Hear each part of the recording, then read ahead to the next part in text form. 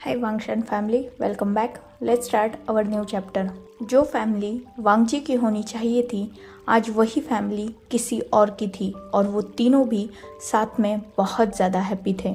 वांगजी की बेवकूफ़ी ने आज वांगजी से उसका सब कुछ छीन लिया था। आज विंग किसी और को अपना अल्फा बुला रहा था और वांगशियान को किसी और को फादर कहने के लिए इंसिस्ट कर रहा था। वांगजी को सोंगलैंग को विंग के इतना करीब देखना कभी भी मंजूर नहीं था। इनफैक्ट सोंगलैंग क्या किसी को भी विंग के इतने करीब जाने का हक वांगजी ने नहीं दिया था।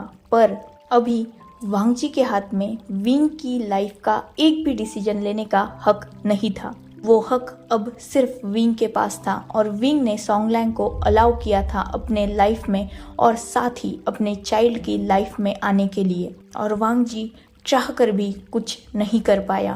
वांगजी को वो सारे बॉडीगार्ड्स रोक रहे थे। वही सोंगलैंग विंग और वांगशियान दोनों को बहुत केयरफुली अपने बहुत करीब लेकर वहाँ से फाइनली जा चुका था और वांगजी सिर्फ यहाँ गुस्सा करते रह गया था। वही दूसरी तरफ विंग, सोंगलैंग और वांगशियान तीनों भी विंग के मेंशन में पहुंच चुके थे। अब ये मेंशन सिर्फ विंग या वांगशियान का नहीं बल्कि सोंगलैंग का भी था। सोंगलैंग के चेहरे पर बहुत बड़ी स्माइल थी। वही विंग भी आज बहुत ज़्यादा खुश था, पर वांगशियान उसके चेहरे पर जो इमोशंस थे वो आज पहली बार ऐसा था कि विंग सब इमोशंस को समझने में अनसक्सेसफुल था। विंग समझ नहीं पा रहा था कि वांगशियान आखिर इतना अजीब बिहेव क्यों कर रहा है। हाँ, विंग इतना तो समझ चुका था कि सोंगलैंग को फिर से अपने सामने देखकर वांगशियान बहुत ज़्यादा खुश है, पर फिर भी उसके फेस पर वो स्माइल जो रियल है पर रियल होकर भी फेक क्यों लग रही है। विंग को कुछ भी समझ में नहीं आ रहा था, पर विंग ने खुद को यही कहकर समझा लिया कि वांगशियान ऑलरेडी वांगजी के बहुत करीब है और अचानक वांगशियान ने शायद सोंगलैंग को एक्सेप्ट नहीं किया होगा, क्योंकि किसी बच्चे के लिए आसान नहीं होता अपने फादर की जगह किसी को भी दे देने के लिए। हाँ, ये वांगशियान की पहले मर्जी थी, पर वांगशियान अब बड़ा हो चुका है, वो पहले से ज़्यादा समझदार हो चुका है, तो हो सकता है वांगशियान अब थोड़ा कंफ्यूज हो। यही विंग सोच रहा था। वो तीनों भी ऑलरेडी अपने मेंशन में एंटर कर चुके थे। विंग ने वांगशियान को उसके रूम में छोड़ा और एक मेड से कहा कि वो वांगशियान को फ्रेश कर दे। वांगशियान वैसे तो खुद के वर्क सारे खुद ही करता था, पर फिर भी विंग हमेशा उसके साथ रहता था। जब विंग वांगशियान के साथ रहता था तब वांगशियान के सारे वर्क्स विंग करता था, पर आज विंग खुद भी बहुत टायर्ड था, इसीलिए उसने बस मेड से वांगशियान के पास रुकने के लिए कह दिया था और मेड भी वांगशियान के पास रुक चुकी थी। वही वांगशियान फ्रेश होने जा चुका था। विंग भी ऑलरेडी टायर्ड था, इसीलिए वो भी अपने रूम में आ गया और विंग के पीछे पीछे आज सोंगलैंग भी इस रूम में एंटर कर चुका था। विंग अब खुद को और खुद की लाइफ को, खासकर वांगशियान को एक परफेक्ट फैमिली देना चाहता था। वो खुद भी खुशियाँ डिजर्व करता था, इसीलिए उसने अपनी लाइफ में एक न्यू पर्सन को लाया था, जो पर्सन विंग को कभी भी धोखा नहीं दे सकता। इस बात का विंग को फुल ट्रस्ट था, क्योंकि सोंगलैंग ऑलरेडी बहुत अच्छा पर्सन था और विंग उसके साथ बहुत सालों से था, इसीलिए विंग सोंगलैंग को बहुत अच्छी तरीके से परख चुका था, जान चुका था, समझ चुका था। और इंसान जिंदगी में एक बार गलती करता है और पहली ही गलती से अगर इंसान सीख जाए तो वो वही गलती दोबारा रिपीट नहीं करता। विंग कुछ ऐसा ही इंसान था। उसने पहली बार बहुत सारे लोगों को गलत जज कर लिया था, पर उसके बाद उसने किसी पर भी आसानी से यकीन नहीं किया था। इवन शुयांग, शाओ शिनचैन और सोंगलैंग तीनों को भी विंग ने बहुत अच्छी तरीके से परखा था और तभी उसने उन पर भी 100% ट्रस्ट किया था। सोंगलैंग ऑलरेडी विंग की सारी कंडीशंस जानता था, इसीलिए वो विंग को अच्छी तरीके से हैंडल करना या यूँ कहा जाए कंफर्ट करना भी जानता था। विंग ने सोंगलैंग की तरफ देखा और एक नॉर्मल स्माइल के साथ कहा, अपनी चीज़ें इसी रूम में सेट कर दो, मैं फ्रेश होने जा रहा हूँ। इतना बोलकर विंग वहाँ से निकल गया। सोंगलैंग ने उस पूरे रूम को देखा, जो रूम बहुत ब्यूटीफुली डेकोरेटेड था और बहुत ज़्यादा बड़ा था। मतलब 2 लोगों के हिसाब से वो रूम बहुत ज़्यादा बड़ा था। इसीलिए सॉन्गलैंग ने पूरे रूम को एक बार अच्छी तरीके से देखा, एक डीप ब्रेथ ली और वो सीधा क्लोजेट की तरफ चला गया। विंग ऑलरेडी वॉशरूम जा चुका था फ्रेश होने। सॉन्गलैंग ने फिलहाल अपने बैग में से कुछ क्लोथ्स निकाले जो वो अभी पहन सके और वो विंग के बाहर आने का इंतज़ार करने लगा। थोड़ी देर बाद विंग भी बाहर आया और बाद में सॉन्गलैंग भी फ्रेश हो गया। अब वो दोनों भी वांगशियान के रूम के बाहर एक साथ खड़े थे। वांगशियान भी अब तक फ्रेश हो चुका था। विंग और सॉन्गलैंग तीनों भी और साथ ही वांगशियान मतलब तीनों भी अभी ब्रेकफास्ट टेबल पर बैठे हुए थे। एक चेयर पर विंग बैठा हुआ था और विंग के सामने वाली चेयर पर सॉन्गलैंग बैठा हुआ था और सॉन्गलैंग की लैप में वांगशियान बैठा हुआ था। सॉन्गलैंग वांगशियान को फीडिंग करवा रहा था, साथ ही वो विंग को भी अपनी प्लेट्स में से कुछ ना कुछ उठाकर दे रहा था। वांगशियान को इन सब चीज़ों की आदत थी क्योंकि सॉन्गलैंग ये सब विंग के लिए पहले भी करता था और वांगशियान के लिए भी। वांगशियान पहले भी बहुत सी बार सॉन्गलैंग की लैप में बैठकर खाना खा चुका था और सॉन्गलैंग को विंग की भी पसंद नापसंद सारी चीज़ों के बारे में पता था। इसीलिए सॉन्गलैंग विंग के फेवरेट फूड उसके डिश में डाल रहा था। उन तीनों ने ऐसे ही हैप्पीली अपना डिनर कंप्लीट किया और वो सीधा वांगशियान के रूम में चले गए। विंग को आज वांगशियान को सुलाना था क्योंकि 3-4 दिनों से विंग वांगशियान के साथ नहीं था, इसीलिए वांगशियान भी ठीक से सोया नहीं होगा इस बात का अंदाज़ा ऑलरेडी विंग को था। इसीलिए विंग ने वांगशियान को नाइट क्लोथ पहनाए और उसे केयरफुली बेड पर लेटा दिया और वो खुद भी आकर वांगशियान की एक साइड पर लेट गया, वही दूसरी तरफ सॉन्गलैंग लेट गया और वो दोनों भी वांगशियान को सुलाने लगे। वांगशियान उन दोनों की तरफ देख रहा था। विंग वांगशियान की उन मासूम आंखों में जो सवाल था वो सवाल समझ चुका था। विंग ने वांगशियान को अपनी जेंटल वॉइस में कहा, my little rabbit, I know कि ये सब तुम्हारे लिए थोड़ा शॉकिंग है और शॉकिंग से ज़्यादा ये थोड़ा ऑकवर्ड है, पर फिर भी यही सब तुम्हारे लिए ठीक है क्योंकि तुम भी जानते हो कि तुम्हारे सॉन्ग तुम्हारे फादर बनने की हर एक क्वालिटी ऑलरेडी रखते हैं। तुम भी अपने सॉन्ग से बहुत ज़्यादा प्यार करते हो और एक वक्त तुम खुद सॉन्ग को अपनी लाइफ में अपनी फादर की जगह देना चाहते थे। आज बस मैंने तुम्हारा वो ख्वाब पूरा किया है। तुम वैसे भी अपनी एक परफेक्ट फैमिली चाहते थे, इसीलिए मैंने तुम्हारी लाइफ में तुम्हारे ग को लाया है। मैं जानता हूँ ये सब एक्सेप्ट करना तुम्हारे लिए थोड़ा मुश्किल होगा या यूँ कहा जाए थोड़ा ज़्यादा मुश्किल होगा, पर धीरे धीरे तुम्हें भी और मुझे भी इन सब चीज़ों की आदत लग जाएगी। वैसे भी तुम्हारे सॉन्ग बहुत अच्छे हैं, वो हम दोनों को भी प्रोटेक्ट 100% करेंगे और मुझे भी तुम्हारे सॉन्ग पे पूरा यकीन है। इतना बोलकर विंग ने सॉन्गलैंग की तरफ देखा। सॉन्गलैंग ने एक एक्सेप्टिंग नोट किया और उसने वांगशियान की तरफ देखा और वो वांगशियान को जेंटली पैट करते हुए कहा, शियान, आप ही ने एक बार मुझसे कहा था ना कि मैं आपका फादर बन जाऊँ। तब आपके ओमेगा फादर ये नहीं चाहते थे, इसीलिए मैंने बैकआउट कर दिया था, पर अब जब वो खुद मुझे अपने लाइफ में चाहते हैं तो मैं अपने लिटिल बेबी और उस लिटिल बेबी के बिग बेबी को अकेला नहीं छोड़ना चाहता। मैं भी तुम दोनों से बहुत ज़्यादा प्यार करता हूँ एंड बिलीव मी, मैं तुम दोनों को हमेशा प्रोटेक्ट करूँगा। अगर तुम्हें मुझे अभी फादर बुलाने में थोड़ा मुश्किल हो रहा है तो कोई बात नहीं, तुम मुझे अभी इतनी जल्दी अपने दिल में वो जगह मत दो, पर एक चांस तो मैं भी डिजर्व करता हूँ, है ना। इतना बोलकर उसने वांगशियान की तरफ देखा। वांगशियान भी सॉन्गलैंग की तरफ ही देख रहा था।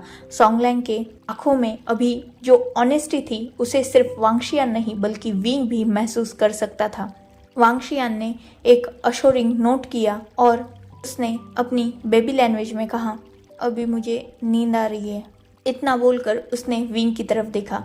विंग ने एक स्माइल की और वो वांगशियान को सुलाने लगा। साथ ही सॉन्गलैंग भी वांगशियान को टैप कर रहा था, जिससे वांगशियान थोड़ी ही देर बाद पीसफुली सो गया। जैसे ही विंग ने देखा कि वांगशियान सो चुका है, उसने और सॉन्गलैंग ने दोनों ने ही वांगशियान को अच्छी तरीके से कंबल में रैप किया और वो दोनों भी वांगशियान के रूम से बाहर की तरफ निकल गए। अब वो दोनों भी अपने खुद के रूम में थे, मतलब वो दोनों विंग के रूम में थे। विंग ने सॉन्गलैंग की तरफ देखा और थोड़ा वरी ट्यून में कहा, क्या ये सब सही है? क्या सब ठीक हो रहा है? कहीं मैं फिर से कोई गलती तो नहीं कर रहा ना? जैसे ही ये सब सवाल सॉन्गलैंग ने सुने तो तुरंत विंग की तरफ मुड़ा।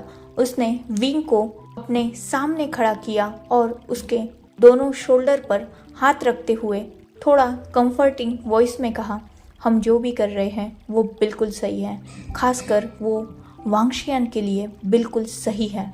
अगर तुम वांगशियान को अपनी लाइफ में रखना चाहते हो तो वांगशियान को एक हैप्पी फैमिली में रहना और एक अच्छे एनवायरनमेंट देना तुम्हारा फ़र्ज़ है, और हाल फिलहाल में तुम यही कर रहे हो। इसीलिए तुम जो कर रहे हो उसे गलत कहना बिल्कुल गलत होगा। ये सब जो भी हो रहा है वो बिल्कुल सही है। एटलीस्ट हम सब के फ्यूचर के लिए अभी यही सही है। सॉन्गलैंग की बातें सुनकर विंग भी अब कहीं ना कहीं थोड़ा सेटिस्फाइड फील कर रहा था और उसने सॉन्गलैंग को हग कर लिया। सॉन्गलैंग ने भी उसे हग बैक किया और बाद में वो दोनों सो गए। नेक्स्ट डे मॉर्निंग, हर रोज़ वांगशियान को उठाने के लिए खुद विंग आता था, पर आज की सुबह थोड़ी हटके थी क्योंकि वांगशियान को सुबह सुबह नींद से उठाने के लिए उसके फादर आए थे, मतलब सॉन्गलैंग आया हुआ था। सॉन्गलैंग ने बहुत जेंटली और अपनी लवली वॉइस में वांगशियान को जगाया। थोड़ी ही देर बाद वांगशियान भी उठ गया। सॉन्गलैंग ने खुद आज वांगशियान को रेडी किया था, उसके हर एक वर्क में उसकी हेल्प की थी और वांगशियान को स्कूल के लिए रेडी करके भी सॉन्गलैंग ही उसे ब्रेकफास्ट टेबल पर लाया था। आज का ब्रेकफास्ट अपने अल्फा और अपने चाइल्ड के लिए खुद विंग ने बनाया था। विंग ब्रेकफास्ट ऑलमोस्ट टेबल पर सर्व कर ही चुका था, तब उसने देखा कि सॉन्गलैंग वांगशियान को अपने गोद में लेकर सीढ़ियों से नीचे आ रहा है। वांगशियान के चेहरे पर बहुत ब्यूटीफुल स्माइल थी, साथ ही सॉन्गलैंग भी उससे बहुत अच्छी तरीके से हंस के बातें कर रहा था। ये देखकर कहीं ना कहीं विंग के चेहरे पर भी स्माइल आ गई। जैसे ही सॉन्गलैंग और वांगशियान दोनों भी ब्रेकफास्ट टेबल के पास आए, विंग ने खुद अपने हाथों से उन दोनों के लिए भी ब्रेकफास्ट सर्व किया और वो खुद भी अपनी जगह पर बैठ गया। उन तीनों ने आज भी बहुत हैप्पीली ब्रेकफास्ट किया और वांगशियान आज कल से ज़्यादा खुश लग रहा था, जिसे देखकर विंग के दिल में भी खुशी थी। एटलीस्ट धीरे धीरे ही सही, पर वांगशियान सॉन्गलैंग को थोड़ा एक्सेप्ट तो कर रहा है, इसी बात से विंग खुश था। ऐसे ही उनका वो वक्त बीत गया। अब बारी थी वांगशियान के स्कूल जाने की। विंग ऑलरेडी अपने कॉरपोरेशन के लिए निकल चुका था और वही दूसरी तरफ सॉन्गलैंग आज खुद वांगशियान के स्कूल गया था उसे ड्रॉप करने। साथ ही सॉन्गलैंग ने आज खुद वांगशियान को उसकी क्लास तक छोड़ा था। साथ ही सॉन्गलैंग ने एक गुड फादर की तरह वांगशियान को पूरे स्कूल के सामने ट्रीट किया था। उसके हाथ में उसका स्कूल बैग देना, उसे एक प्यारा हग करना और साथ ही उसके चीक पर एक छोटा सा किस करना। स्माइल के साथ उसे बाय कर कर फाइनली सॉन्गलैंग भी अपने वर्क के लिए, मतलब विंग के ही कॉरपोरेशन के लिए निकल चुका था। आज से सॉन्गलैंग भी विंग के साथ विंग के ही वर्क प्लेस पर वर्क करने वाला था। साथ ही विंग अब समझ चुका था कि वांगजी वांगशियान के क्लोज जाने की कोशिश कर रहा है, इसीलिए उसने स्कूल में बहुत सारे अपने ही लोग अपॉइंट कर दिए थे जो 24 घंटे मतलब जब तक वांगशियान उस स्कूल में है तब तक वांगशियान के हर एक पल की खबर विंग को और सॉन्गलैंग दोनों को भी देंगे। वही दूसरी तरफ अब विंग अपने ऊपर वाले प्राइवेट ऑफिस में नहीं बल्कि नीचे वाले ऑफिस में ही वर्क करने वाला था और उसी के ऑफिस में एक टेबल और डाल दी गई थी सॉन्गलैंग के लिए। मतलब अब विंग और सॉन्गलैंग दोनों भी एक ही ऑफिस शेयर करने वाले थे। इस बात की खबर कहीं ना कहीं हर किसी तक पहुंच चुकी थी, यहाँ तक कि वांगजी तक भी। वांगजी तो आज सुबह कॉरपोरेशन में बहुत जल्दी ही पहुंच चुका था और उसका हुलिया पूरा मेस्ड अप था। उसके आंखों के नीचे बहुत बड़े डार्क सर्कल्स आ चुके थे क्योंकि वांगजी कल पूरी रात सो ही नहीं पाया था। इनफैक्ट वो इतना ज़्यादा परेशान हो चुका था कि उसे नींद का तो क्या अपने खाने पीने का तक होश नहीं था। वो कल अपने पूरे रूम को तोड़ फोड़ कर आया था और साथ ही में उसके गुस्से का पारा इतना हाई था कि उसने कल बहुत सारे बॉडीगार्ड्स को भी इंजर्ड कर दिया था और साथ ही में वो खुद एक पंचिंग बैग भी तोड़ चुका था क्योंकि कल वांगजी एक लाइव बॉम्ब बन के घूम रहा था और जो भी उसके सामने आ रहा था वो पिट रहा था। फाइनली वो आज ऐसे ही ऑफिस भी जल्दी आ चुका था क्योंकि उसे विंग से बात करनी थी। उसे लगा था कि विंग अकेले ऑफिस आएगा पर ऐसा हुआ नहीं क्योंकि विंग पहले तो अकेला आया पर आधे घंटे बाद ही सोंगलैंग भी उस ऑफिस में एंटर कर चुका था। इसीलिए वांगजी को मौका ही नहीं मिला विंग से बात करने का। सोंगलैंग सीधा ऑफिस में उसकी वर्क प्लेस में एंटर हुआ और उसने एक बॉडीगार्ड से विंग के कैबिन का रास्ता पूछा क्योंकि ऑब्वियसली कल विंग ही सोंगलैंग के साथ आया था और वो दोनों सीधा डाइनिंग एरिया की तरफ गए थे। पर उन्हें सोंगलैंग को बाकी पूरा ऑफिस पता नहीं था, इसलिए एक बॉडीगार्ड ने उसे गाइड किया और उसी रास्ते से सोंगलैंग आगे बढ़ने लगा। रास्ते में उसे वांगजी मिला पर वांगजी उसे गुस्से से घूर रहा था, वही सोंगलैंग उसे एक टीजिंग स्माइल दे रहा था। सोंगलैंग और वांगजी एक दूसरे को देख ही रहे थे, तभी एक आवाज ने उन दोनों को इंटरैक्ट किया और वो आवाज सोंगलैंग की रिंगटोन थी। सोंगलैंग ने वांगजी की तरफ देखते हुए ही अपने पॉकेट से मोबाइल निकाला और एक बार मोबाइल के स्क्रीन पर नाम देखा। वो नाम देखकर कहीं ना कहीं सोंगलैंग की स्माइल और भी ज़्यादा बड़ी हो चुकी थी। उसने बहुत हैप्पीली उस कॉल को रिसीव किया और वो सामने वाले पर्सन से बात करने लगा। वो जानबूझकर अपनी वॉइस को थोड़ा लाउड रख रहा था। सामने वाले पर्सन ने सोंगलैंग से कुछ कहा। सोंगलैंग ने उस बात पर और भी बड़ी स्माइल की और वांगजी की तरफ एक टीजिंग लुक से देखते हुए कहा, यांग तुम भी ना कुछ भी कहते हो, ऐसी कोई बात नहीं है। एक्चुअली मैं रात में बहुत थक गया था। विंग ने भी रात को मुझे बहुत देर तक सोने नहीं दिया, इस वजह से मैं बहुत ज़्यादा टायर्ड हो चुका था। आज भी मुझे उठने में बहुत ज़्यादा लेट हो गया। इनफैक्ट तुम बिलीव नहीं करोगे, विंग ने मुझे ज़बरदस्ती उठाया है। काश आज संडे होता तो मैं अपने प्यारे ओमेगा को अपनी बाहों में होल्ड किए अभी भी हमारे बेड पर सो रहा होता, पर मेरी इतनी अच्छी किस्मत कहा। इतना बोलते हुए सोंगलैंग आगे बढ़ने लगा और ये सब सुनकर वांगजी और भी ज़्यादा गुस्सा हो गया। वो सोंगलैंग की तरफ बढ़ ही रहा था, तभी उसका पीछे से किसी ने तो भी हाथ पकड़ लिया। वांगजी जैसे ही पलटा, उसके सामने जियांग चैंग था जो उसे गुस्से से घूर रहा था। वांगजी ने जियांग चैंग की तरफ देखा और उसे गुस्से से कहा, मेरा हाथ छोड़ो, अभी तो मैं उसे सच में जान से मार दूंगा। उसने हिम्मत कैसे की मेरे विंग को छूने की।